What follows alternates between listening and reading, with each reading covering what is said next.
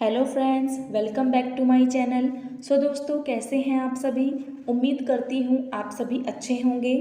दोस्तों, आज हम लेकर आए हैं यूपी टेट हिंदी की क्लास 4।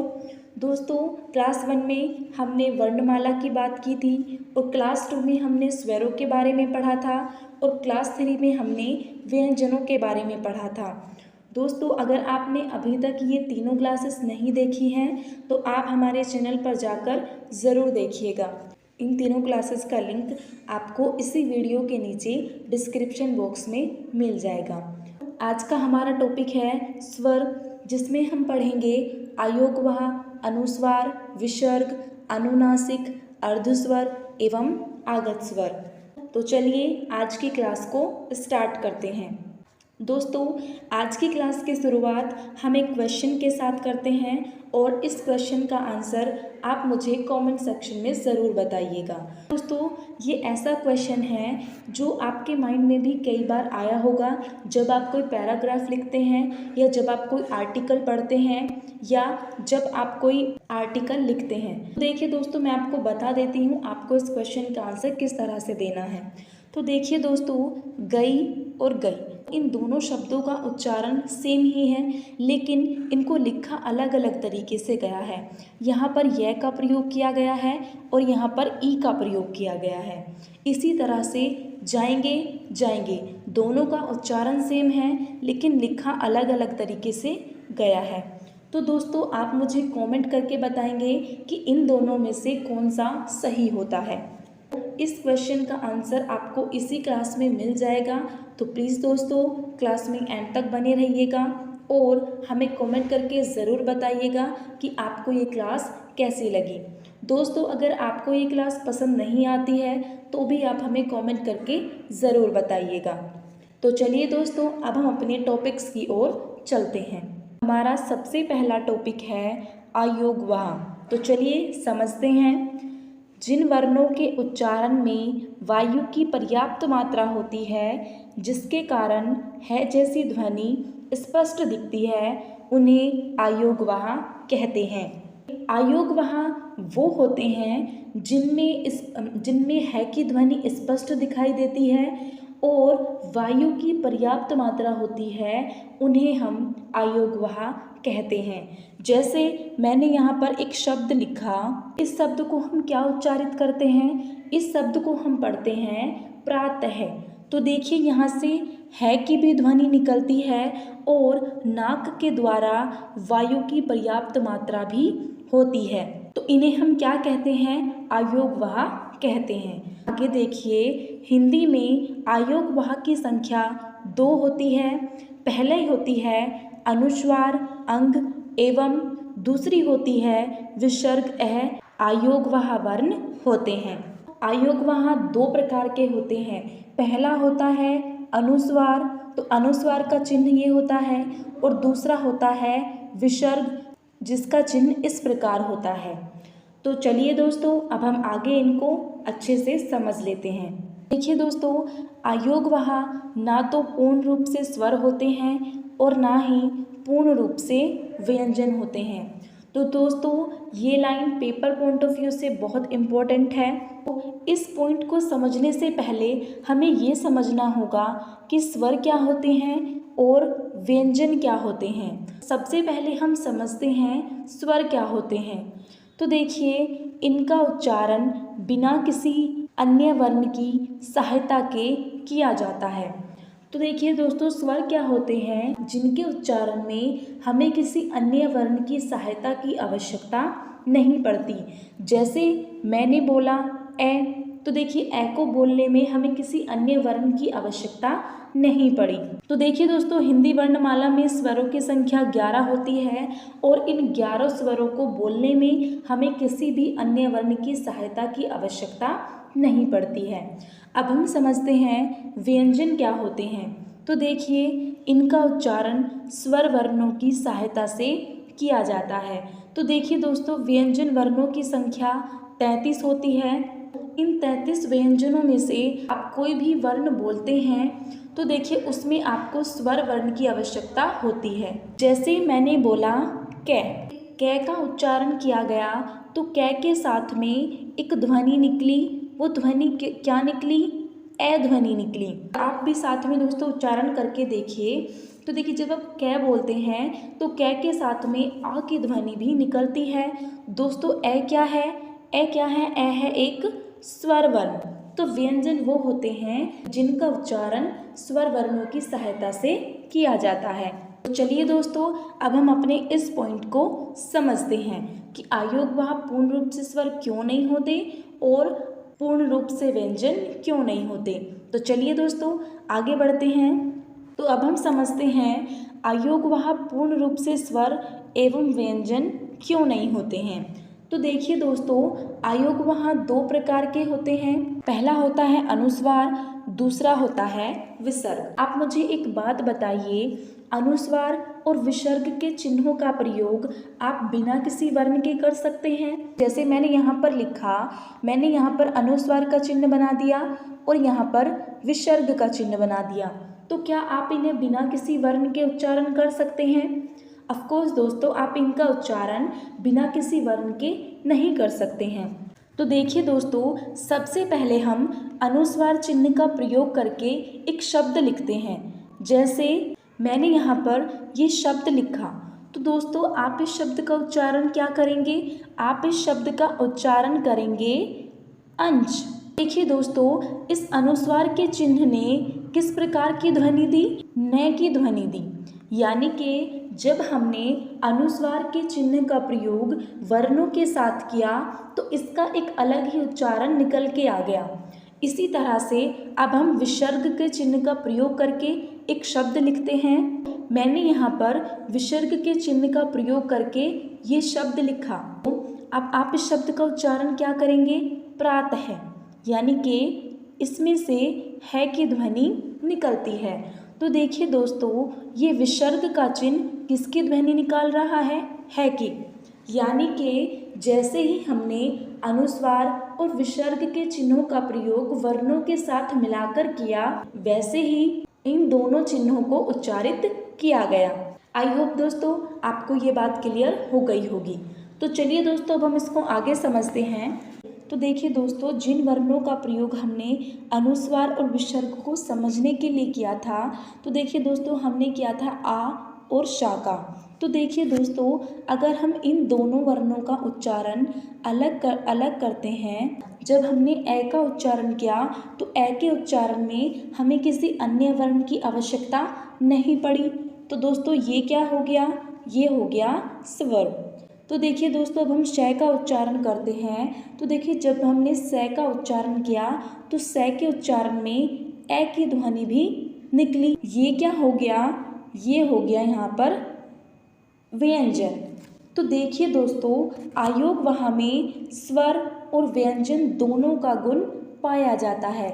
यानी कि हम कह सकते हैं अयोगवाह ना तो पूर्ण रूप से स्वर है और ना ही पूर्ण रूप से व्यंजन है। तो दोस्तों इस पॉइंट को मैं एक और एग्जाम्पल से आपको समझा देती हूँ। तो देखिए दोस्तों जब कोई व्यंजन वर्ण को स्वर वर्ण के साथ मिलाया जाता है, तो देखिए दोस्तों रे यहाँ पर क्या है? एक व्यंजन वर्ण है। और ई यहाँ पर क्या है? ई है एक स्वर है।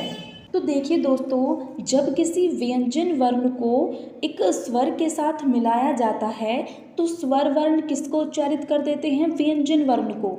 यानी कि जब आप रे का उच्चारण करते हैं तो ये क्या बनता है? रे प्लस ए। तो यानी कि दोस्तों स्वर व्यंजन ने किसको उच्चारित किया है? व्यंजन वर्ण को। तो यहाँ पर व्यंजन का गुण भी पाया जा रहा है और स्वर का गुण भी पाया जाता है। यानी हम कह सकते हैं अयोगवाह ना ही पूर्ण रूप से स्वर होते हैं और ना ही पूर्ण रूप से व्यंजन होते हैं, बल्कि स्वर और व्यंजन के बीच की कड़ी होते हैं जिनमें स्वर और व्यंजन दोनों के गुण पाए जाते हैं। आई होप दोस्तों आपको ये पॉइंट क्लियर हो गया होगा। दोस्तों अगर अभी भी आपको ये पॉइंट क्लियर नहीं हुआ है तो आप इस वीडियो को पॉज करके दोबारा से देखिएगा।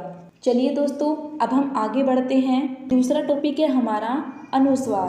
तो देखिए दोस्तों स्वर के बाद आने वाला व्यंजन अनुस्वार कहलाता है। आगे देखिए अनुस्वार एक उच्चारण की मात्रा है, इसकी ध्वनि नाक से निकलती है। अनुस्वार का प्रयोग चिन्ह होता है, अनुस्वार चिन्ह का प्रयोग होता है ये बिंदु, जैसे चंचल, कंठ, पंख, तिरंगा, चंदन, पंजाब, संतरा, संतोष, संदेश, अंगूर। तो देखिए इन सभी शब्द में ये जो ऊपर बिंदी लगी हुई है ये क्या होता है, ये अनुस्वार का चिन्ह होता है। तो दोस्तों अनुस्वार क्या है, जिसका उच्चारण नाक के माध्यम से किया जाता है। जैसे यहाँ पर एक शब्द लेते हैं, जैसे मैंने यहाँ पर लिखा चंदन, तो देखिए इस अनुस्वार चिन्ह का प्रयोग नाक के माध्यम से किया जाता है। यानी कि आप इस शब्द को किस तरह से लिखेंगे, चंदन। तो देखिए इस अनुस्वार के चिन्ह ने किसका उच्चारण दिया, न का उच्चारण ये देता है। चलिए दोस्तों अब हम आगे बढ़ते हैं। आगे देखिए इसको कभी कभी मैं अक्षर द्वारा भी लिखा जाता है, जैसे कंबल, इम्फाल। देखिए जब हम कंबल लिखते हैं अनुस्वार का चिन्ह मैं की ध्वनि देता है। किसकी ध्वनि देता है, मैं की ध्वनि देता है। दोस्तों ये पॉइंट बहुत ही इम्पोर्टेंट है, आप इसको ज़रूर याद रखिएगा। तो देखिए दोस्तों ये अभी हमने पीछे क्या पढ़ा था, ये अनुस्वार का चिन्ह हमें न की ध्वनि बता रहा था, लेकिन यहाँ पर मैं की ध्वनि भी ये देता है। इसी तरह से जब हम इम्फाल लिखते हैं तो देखिए ये अनुस्वार का चिन्ह देता है किसकी ध्वनि, मैं की ध्वनि। यानी कि हम इसको इन्फाल नहीं लिखेंगे, ये हमारा हो जाएगा गलत, हम इसको इन्फाल लिखते हैं। आई होप दोस्तों ये पॉइंट आपको क्लियर हो गया होगा। तो चलिए दोस्तों अब हम आगे बढ़ते हैं। अब हम बात करते हैं विसर्ग की। तो देखिए विसर्ग महाप्राण सूचक एक स्वर है। तो देखिए दोस्तों विसर्ग एक महाप्राण सूचक होता है। तो देखिए उदाहरण देखिए, जैसे हम लिखते हैं प्रातः, अतः, संभवतः। तो देखिए दोस्तों जब हम इन शब्दों को लिखने में ये जो बिंदी का प्रयोग करते हैं इसे हम विसर्ग कहते हैं। इसी तरह से ये विसर्ग किसकी ध्वनि देता है की ध्वनि देता है। चलिए दोस्तों अब हम आगे बढ़ते हैं। अब हम बात करते हैं अनुनासिक स्वर की। जिन स्वरों का उच्चारण मुख और नासिका दोनों से किया जाता है वे अनुनासिक कहलाते हैं। आगे देखिए इन स्वरों को लिखते समय इनके ऊपर अनुनासिक के चिन्ह चंद्र बिंदु का प्रयोग किया जाता है, जैसे चांद, बांधकर, ऊंचाई, सांस। अनुनासिक स्वर वे होते हैं जिनमें मुख और नासिका दोनों से उच्चारण किया जाता है।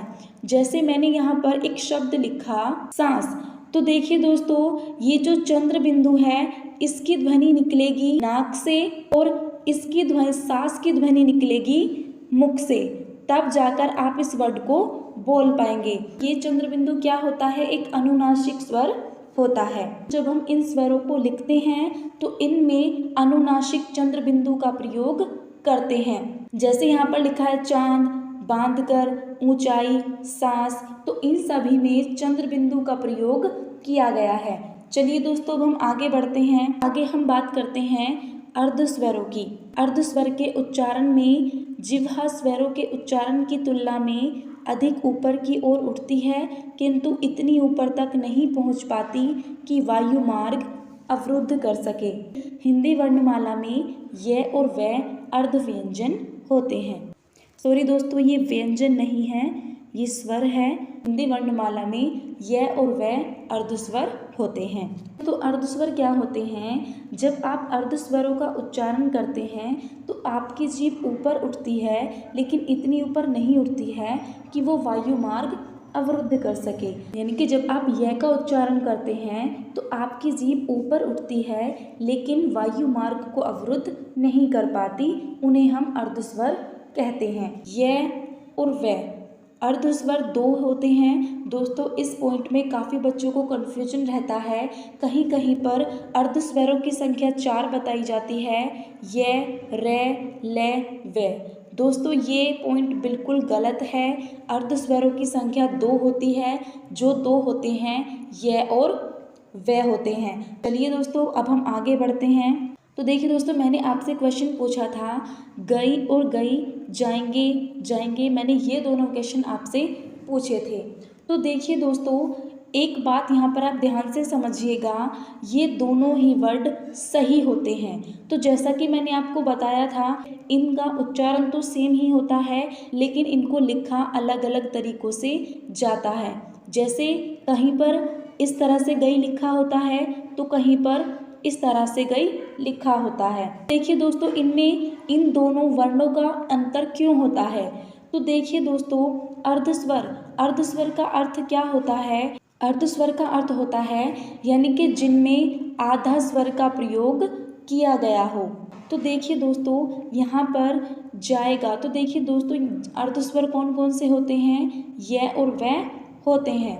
तो देखिए दोस्तों, जब आप जायका लिखते हैं तो देखिए इस ए के स्थान पर हम वै का प्रयोग भी कर सकते हैं। उसी तरह गई में ई के स्थान पर हम य का प्रयोग कर सकते हैं। तो दोस्तों, ये दोनों ही सही होते हैं। इस प्रकार हम कह सकते हैं य और वै को स्वरों के स्थान पर प्रयोग किया जा सकता है, इसीलिए इन्हें अर्धस्वर कहा जाता है।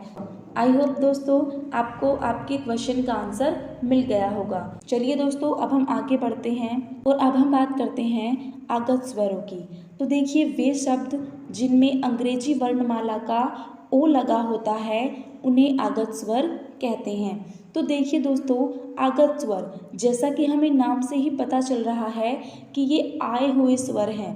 कैसे स्वर हैं? आए हुए स्वर हैं। तो देखिए दोस्तों, हमारी राजभाषा क्या होती है? हिंदी होती है। तो अंग्रेज़ी तो हमारी राजभाषा नहीं है, तो ये अंग्रेजी वर्णमाला ओ से लिया गया है, यानी कि ये क्या है? एक आगत स्वर है। आगत स्वर एक होता है, आगत स्वर होता है ओ। जैसे आप ऑफिस लिखते हैं, जैसे ऑफिस, बॉस, डॉक्टर आदि। तो देखिए दोस्तों, डॉक्टर क्या है? एक इंग्लिश वर्ड है जिसको हिंदी में भी यूज़ किया जाता है। तो दोस्तों, जब आप डॉक्टर लिखते हैं तो डॉक्टर पर आप इस तरह ओ की मात्रा नहीं चढ़ाते हैं, बल्कि आप डॉक्टर को इस तरह से लिखते हैं। इसी तरह से जब आप बॉस लिखते हैं, ऑफिस लिखते हैं, तो उन सभी में आप इस आ का प्रयोग करते हैं। चलिए दोस्तों, आगे बढ़ते हैं आगत स्वर के उदाहरण। तो देखिए दोस्तों, डॉक्टर शब्द हिंदी में डॉक्टर हो गया, यहाँ पर ओ आगत स्वर सम्मिलित हुआ है। दोस्तों उदाहरण देखिए, ball, goal, football, Bollywood, common, dollar, collar, volume, volleyball. तो दोस्तों, आप यहाँ एक बात ध्यान से समझिएगा, ये जितने भी वर्ड यहाँ पर लिखे गए हैं, ये सभी क्या हैं? इंग्लिश वर्ड हैं, जिनको हम हिंदी में यूज़ करते हैं। तो इसको एग्जाम्पल से समझते हैं। जैसे बॉल, तो देखिए दोस्तों, इंग्लिश में इसको बॉल बोला जाता है, लेकिन इसको हम हिंदी में भी बॉल ही यूज़ करते हैं।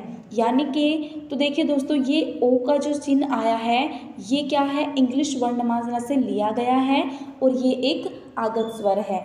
आई होप दोस्तों आपको ये वीडियो पसंद आई होगी, तो प्लीज़ दोस्तों लाइक कीजिए और शेयर कीजिए। दोस्तों, हम अपने चैनल लेट्स स्ट्राइव पर यूपी टेट की फ्री प्रिपरेशन करा रहे हैं, जिसमें हमने सीडीपी और हिंदी की 3-3, 4-4 क्लासेस हम वहाँ पर कर भी चुके हैं। तो दोस्तों, अगर आपने अभी तक वो क्लासेस नहीं देखी हैं तो आप हमारे चैनल पर जाकर ज़रूर देख सकते हैं। तो दोस्तों, अगर आप यूपी टेट की फ्री प्रिपरेशन करना चाहते हैं तो आप हमारे चैनल को सब्सक्राइब कीजिए और बेल आइकन को प्रेस कीजिए, ताकि आपको सारी नोटिफिकेशन मिल सके। तो चलिए दोस्तों, आज की क्लास को हम यहीं समाप्त करते हैं। तो बहुत जल्द एक नए टॉपिक के साथ मिलते हैं। धन्यवाद।